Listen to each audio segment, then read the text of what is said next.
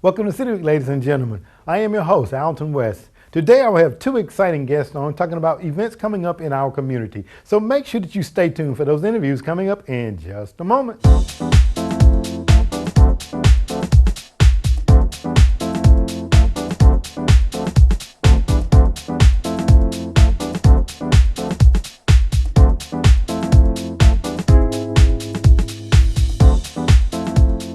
Welcome to City Week, ladies and gentlemen. Today I'm sitting down with the Executive Director of Hills and Dales Estate, Alton Woods. Alton, welcome to the show. Hey, it's nice to be here. Thank you for having me. Well, it's a pleasure to sit down with you and talk about some things that are happening there at Hills and Dales. And I just want to say, a lot of times, we were talking before we came on the air, and people travel outside of town and never sometimes really stop and look at some of the wonderful sites that we have here in the City of LaGrange and surrounding areas. You've been there at Hills and Dales now for about 13 years, I understand, I right? have, yeah. Talk a little bit about some of your experiences there, if you don't mind, Alton. Well, I moved to LaGrange from North Carolina. That's where I originally grew up. Okay. And the task was to open the Callaway Home and Gardens, what had been the old Farrell Gardens, to the public. It had been given, Mr. and Mrs. Callaway had passed away in 1998, and I moved here in 2002. And what we were planning to do was open the home and garden to the public, so the public could come see the beautiful gardens and also the Neil Reed designed home, and turn it into a museum. And so we worked on that for several years and then opened that to the public in 2004. So we'll have just now been open for 11 years. Okay. Or soon, actually October, yeah. So okay. 11 years. All right. So. And you say the fairgrounds and it's now a museum. You had a visitor center that is there that was constructed back in 2010? 2004. We okay. finished the construction of the visitor center, and that's when we formally opened to the public on Alice Hand Callaway's birthday, which was October 4th. Okay. And yeah, I think you're right with respect to people visiting. A lot of times you go travel to South Carolina, Florida, North Carolina, Alabama, various places, and but sometimes there's interesting things right in your own backyard that you maybe haven't visited. That's right. And absolutely. so a lot of people call them staycations. That's right. And absolutely. We do get a fair number. Most of our visitors come from, they come from far and wide, but we do get a fair number of visitors from several hours away. A lot of folks from Atlanta, from Columbus, Montgomery, Macon. Okay. And interestingly, we had a visitor a while back that I showed around that had actually come all the way from Japan. Oh my! And they were visiting historic houses all over the Southeast. So we get them from all over the world. It's amazing where they come from. Huh? Absolutely. Yeah. Let's talk a little bit, because I have toured the home. It's been a number of years ago, so I need to kind of get brushed up on it and need to come out again.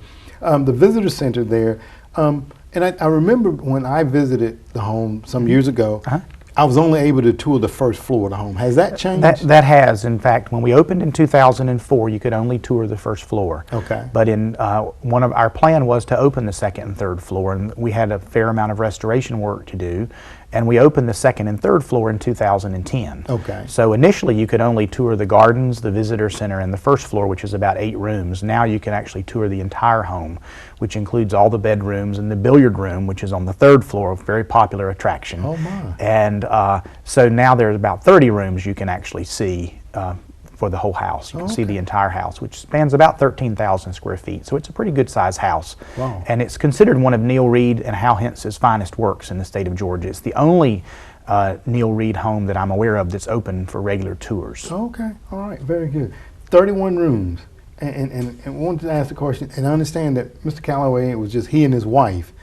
Why such a large home? Well, Mr. and Mrs. Callaway had 2 children. Of course, folks know Kaysen, who founded Callaway Gardens, and then his son Fuller Callaway Jr., who would go on to live in the home.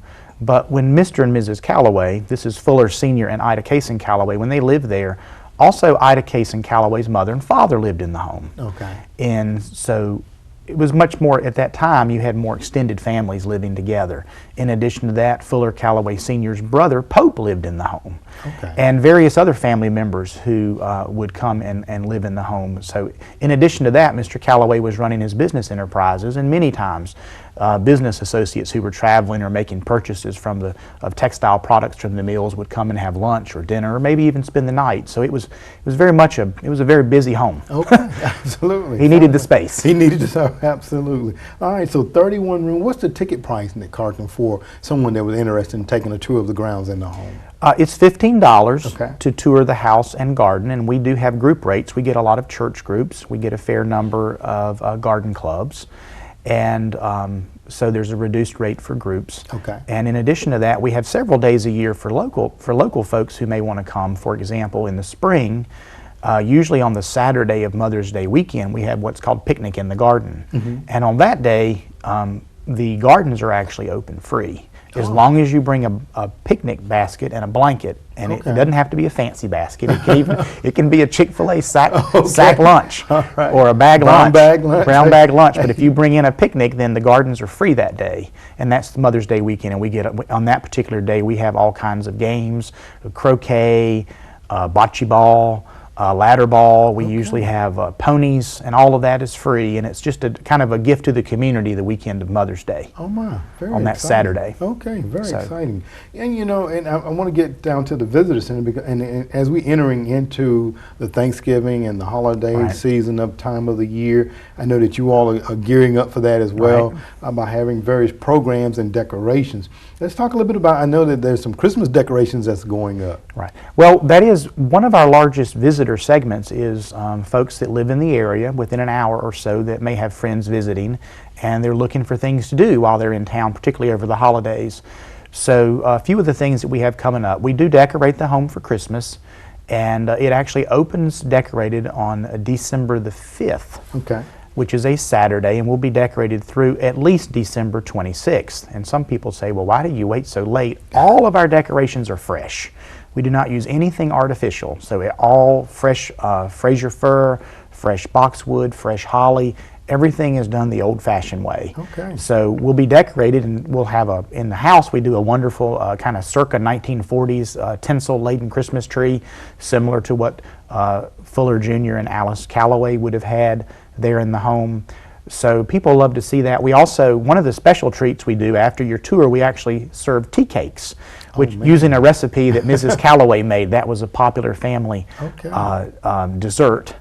And so we actually serve the guests tea cakes after they've toured the home. So it's a real personal kind of tour. All right, tea cakes. I can remember those. Yeah. My mom used to bake those as well. Absolutely. So, all right, so decorations go up December the 5th. That's correct. Well, it'll take us about 10 days to get them all up, but by the 5th, they'll all be up. Some of them will be up a few days earlier. Oh, okay. Well, So- very good. Now, I also know that you all have programs for children, too. Right. Talk a little bit about some of the children programs that are. Well, the big thing that we do for children, well, first off, if you come and take a tour, we do have this wonderful Earl the Squirrel workbook. So a lot of people don't think of house museums and gardens as being popular for kids, but we have this little workbook, and if the kids do a few little activities, which is basically kind of like a scavenger hunt, then after they've toured the gardens, they get they win a prize. And in addition to that, our big popular children's program at Christmas time, though, is on December the 19th. And this is really geared toward folks that live here in the community. And what we do is they come to the visitor center. It's completely free, and it's called our Children's Christmas Celebration. And we'll have a Christmas sing-along. Santa will be there. We'll have some live music. But the big draw is we actually will be making gingerbread houses. And the kids each get to make and decorate their very own gingerbread house. It's very popular. We usually are lined up out the door. It starts at 9:30 on Saturday, December 19th, and we'll finish up by 1 o'clock. We actually finish up when we run out of gingerbread houses. In the course of about 2 hours, we'll make about 250 gingerbread houses. Whoa. And so it's a lot of fun. We also have ornament crafts, so kids will also have an opportunity to make their own ornaments. This year we're going to do this really wonderful little sock snowman. Okay. So that's and that's all free at the visitor center. Okay, So very that's a good. fun a day. Now, do the kids or parents need to call ahead or anything, or just show up? No, it's a first come, first served basis, okay. and we try to satisfy everybody that comes in. Until we run out of gingerbread houses, which we normally make about 250 of them to be ready, and then kids actually decorate them with candies and candy canes and gumdrops and chunks of chocolate and cinnamon and all kinds of things. They make some really beautiful houses. I remember some years ago doing that with my grandsons. We had gingerbread houses, and I think they consumed more of the decoration than they actually put on the house itself before it was finished. It's a wonderful time. Yeah. Though. I mean, it's just a great family gathering. Well, that's what we're trying to do, is offer a program that's very family friendly, that anybody that would like to come can come to. So we usually get a big crowd. Big crowd. Very good. And that's on December the 19th. December the 19th. From 9:30 to 1 o'clock. Till 1 o'clock, Okay. yeah. We recommend, if you want to come a little early. Come between 9:30 and 10:30. Go ahead and get started. Okay. And as soon as we move people through as quick as we can. Very good. So, coming up, I know that you guys will be celebrating the 100th anniversary of the Callaway home. Talk a little bit about that, Carlton. right. Well, that is true. 2016 will be the 100th anniversary of the home. The home was completed and opened to the as the family home on June 15th, 1916. So this will be our 100th anniversary year. So we have a lot of exciting things planned for the 100th anniversary year, and you'll begin to see some things in the newspaper and around town of all the activities that are planned for that particular year. Our first event of the year is going to be on Tuesday night, January 5th, and that is actually going to be a lecture presentation or a talk and a reception for Buck Melton. Buck Melton is a historian who lives in Macon, and he's recently finished a book on the life of Fuller Callaway. It's the first ever biography of Fuller Callaway Sr. and his life, and he's going to be talking about the book and how he came to create the book and a little bit about Mr. Callaway's life. So that'll be, and if you want to attend that, you just have to call the visitor center and make a reservation so that we can plan for the proper number of people. But it should be a fun evening. Okay, and that will be at the visitor center on January January the 5th. Okay. Yeah, it's a Tuesday evening. I believe it's at 6:30 Okay. is what time it is. And you just so happen to have a copy of the book here to kind of show the viewing audience, and Portrait of the New South called Citizen. Portrait of a New South Citizen, and it basically chronicles his life, a little bit about his family background and his life from when he was born in 1870 through 1928, and Buck will be telling some of that story. Okay. So that's our first event of 2000 of the 100th anniversary year. We have some other things planned too, which you'll be hearing about. One is in June, we're going to have a flower show in the home, and we're going to have a Saturday and a Sunday where the home and gardens are open free for residents of Troup County to tour while the home is decorated with all the flowers. So that'll be a special gift to the community. We're going to have our picnic in the garden that I mentioned earlier, but this year we're going to add some additional features. I'll leave those as a surprise, All right. but there's going to be some new things added to make that an even more special picnic in the garden. We have a special program coming up in March, and that's going to be with Spalding Nix, and he's going to be talking about antiques and heirloom antiques, and that'll be a fun program as well. So there's a lot planned. Very good. Well, it sounds like a lot of things going on. Right. And Carlton, it's always a pleasure to sit down with you and talk, and definitely hope that the viewing audience will get out, especially the kids, make those gingerbread houses and have fun. Carlton, I want to thank you for coming on the show today and sharing this information. Okay, thank you very much for having me. All right, thank you. Ladies and gentlemen, stay tuned for more City Week in just a moment.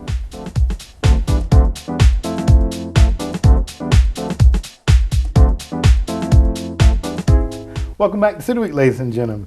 Today I'm sitting down with a business owner from the Hamilton Road Quarter, none other than Mr. Rocky Jabley from Jabley's Paint and Appliance. Rocky, welcome to the show. Thank you, Alton. I'm very glad to be here representing the West Georgia Home Builders Association. All right. Well, look, before we get into talking about the Home Builders Association, tell us a little bit about you, because I know this is the first time I had you on the show, but I have spent many times down there in the store. So tell us a little bit about Rocky Jabley, if you don't mind. I was born and raised in LaGrange, Georgia. I'm 61 years old.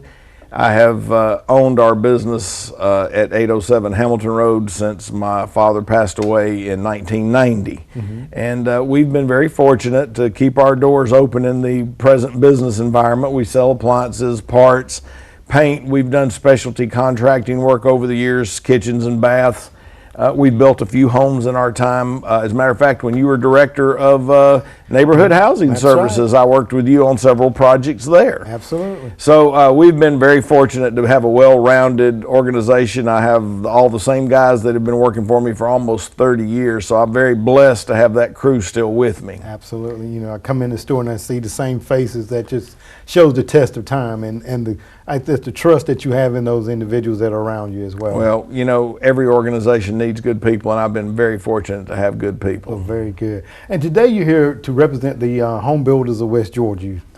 You were the past president, immediate past president of Home Builders. That is correct, All of right. the past 2 years. Oh, okay, very good. Talk a little bit about home builders and what they do here in our community. The West Georgia Home Builders Association represents the local home builders and some of the commercial builders in town, and of course people like Torrance Construction that construct schools, Knight and Hale and Bill Wright and Lewis Davis and Jim Arrington. Several of those guys are our local home builders. For example, they could build you a house at any time. Several of them are involved in projects. I've been fortunate enough to be their business associate. We've supplied them components and appliances and sometimes even cabinets for different jobs in town. And I think that the Home Builders as an association had started approximately 1974 here in LaGrange. We were chartered by the State Home Builders Association, and there is a National Association of Home Builders. Okay. And what we have done is banded together as a group to try to support the local community, to keep our services at a level that have been upgraded to a status where people can rely on these people to do a competent and honest job. Okay, very good. And you know, you say competent and honest job so many times, because I can remember when I had my first home built way back in '93, I believe it was, and the contractors, and I went out every day, you know, just to kind of look around and see what was going on, because you know, you see the foundation go down, you see the walls go up, and you see things, and you start asking questions. So I think it's important that you realize what is actually taking place within your home, and that you have that assurity and confidence in the builder. And I think that that's what the job of the builder is to create a bridge between the project and the homeowner, so that both parties end up on a win-win situation. And I mean, all the local builders that I know are people that are into trying to make a better place for the community and for their customers, so that we all are happy with what we've done, and including Dan Rick, who is the largest builder in our area. I mean, these guys have built so many homes and apartments in our area that they have been a major force in the West Georgia Home Builders Association and in Troup County and neighboring counties. That's right, absolutely. Well, we're here today to talk about something that I think has kind of taken on, and I know that you all started it last year, and the model was kind of previewed at the Christmas parade, and this year we'll get an opportunity to see the final finished product. You all have a miniature home that you're going to be raffling off. Talk a little bit about that. Well, we call it the Dream Home. The Dream Home, okay. The reason that we started this was to raise funds for the Hooper Knight Scholarship awards that we give out once per year, and we have given them out from 5 to 12 students per year at an average gift of $1,500. Okay. We've been doing this for over 20 years and have probably given away over the past number of years approximately $200,000. Oh my. And in the past, I personally, when I was president 14 years ago, we built one home and were able to sell it and profited approximately $50,000. We did it with donations of help, donations of money, and donations of materials in order to profit and help fund the scholarship fund. And then Mike Pippin and Darby helped build another house in the ensuing years, so where we were able to profit from that again. We also get donations from members to keep the scholarship fund going. All right, well, very good. And that is the Hooper Knight Scholarship Fund. And we're going to talk about the Dream Home in a moment. But how can someone that maybe a student, as they are getting ready to matriculate later on next year, if they were interested in the Hooper Knight Scholarship, how do they apply for it, Rocky? Our executive officer, Ann Anderson, sends out the applications to the schools for the graduating seniors. We try to limit the scholarship to students that are interested in a related field to the home building industry, and they fill out this application, and once our scholarship committee wades through them, we pull hopefully X number of applicants and interview them personally. Okay. And like I say, the award can be from $500 to $1,500. And then if you win that award, you are allowed to apply for an ensuing $500 until your final days of the college career, which several of the students have continued that process. Oh my, so they can come back, but they just have to reapply. They have to reapply for the $500, which is our maximum award after the fact. We want to try to affect as many students as possible in the area. Okay, very good. That's That's awesome. I mean, most time you get a scholarship, you think about you get maybe a lump sum, and that's the extent of it. But you guys are able to have monies enough to have the students reapply. Well, we have been very fortunate this far with what we've done. And while I've been president this particular round, we wanted to try to do something. We knew that the environment wasn't right for building a home. The building environment's been the industry has taken a huge hit since 2007. Things are finally starting to pop along, but we wanted to try at least do something related, which is when we came up with the dream home idea, which is basically a dollhouse. Okay. It's a 6 foot by 10 foot full-fledged house. It's insulated with windows, door, real roof. It's a beautiful little home. You could use it as a storage house, a child's playhouse, but it's a neat idea, and it really looks wonderful. Very good. And I think we have a picture going up on the screen to show that, the dream home. Now, last year you all previewed it in the Christmas parade. We did. And understand that this year you all have the finished product in the Christmas parade. We have the finished product. We are going to decorate. I know the Christmas parade's 2 weeks away, so I've got to get busy and get that ready for us to pull. And then we're going to, this year we actually have the signs where we're doing the raffle. All the members of the Home Builders Association are selling raffle tickets. You can, if you would like to buy one of these raffle tickets, where you can come to my office at Jabley's Paint and Appliance or call me at Jabley's Paint and Appliance, and I'll be more than happy to bring you a ticket. But any West Georgia Home Builders member has tickets to sell at this moment. Okay. And how much are the tickets from? Tickets are $10 a piece. Okay. All right. And I think it's a very fair price. All right. We're going to raffle it off on December the 19th. Okay. And I think that's going to be down at Flagpole Park at about It will be at Flagpole Park. I think we have estimated a 2 o'clock time for the raffle. Santa Claus is going to be on the square that day for the children, so we thought it would be a great opportunity. Okay. Do you have to be present to win? You do not have to be present to win. All right. You can win. When I can I'm win. going to sell you a ticket. You Don't are you going worry. to. I want you to Absolutely. win this thing. Okay. It is a very nice home. I saw the pictures of it, and I'm like, man, that is Actually, you are going to gorgeous. come look at the actual house, and you haven't I made it can't yet. get over there. I'm going to be. I got to pull it over to the lot next door to Kemp's Carpet, so it can be seen on Lafayette Parkway. Okay. The weather has been atrocious the past couple of weeks, and I really didn't want it getting dirty before then. But if the weather will clear up before in the next day or so, we're going to pull it over there for a few days. Then I've got to bring it back in for the decorating. Okay. Well, very good. Let's talk about the miniature home there for a moment, because we know what kind of construction cost goes into an actual home. Talk a little bit about what went into the construction of this home, and approximately, you don't have to be specific, the cost that went into building this home. If you were to actually cost out what it took to build this, it would cost you around $4,000 if you hired the labor to be done and bought the materials.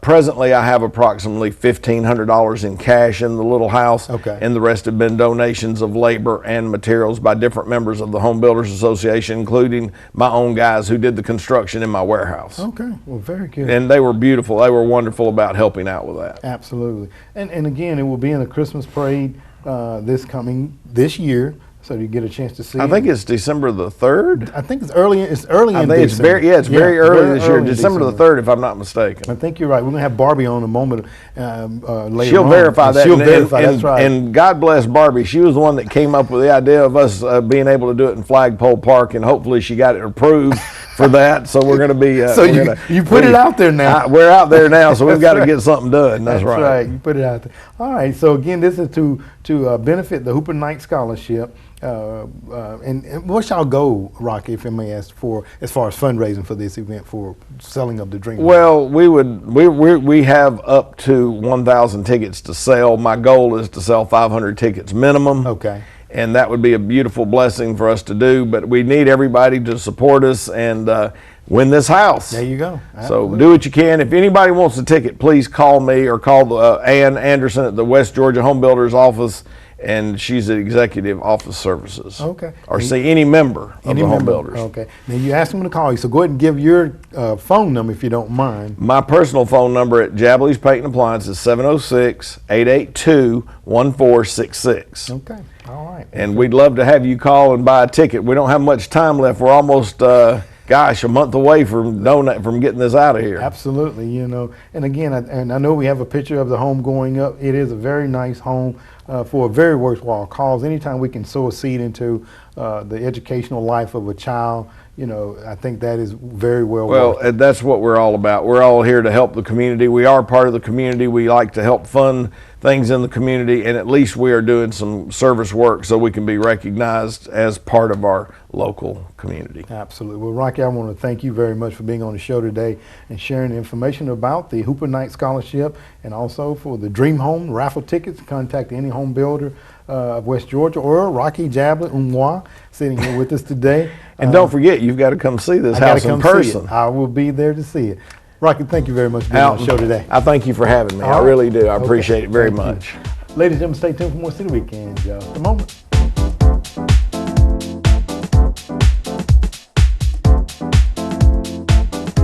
Ladies and gentlemen, I want to thank you for joining City Week this week. My guests have been the Executive Director for Hills and Dales, Carlton Wood, as he talked about a couple of upcoming events that will be taking place there, and particularly the Christmas for children, the gingerbread house decoration that will be taking place on December the 19th. So by all means, if you want to construct a gingerbread house, come on out, and I'm sure they'd be happy to receive you.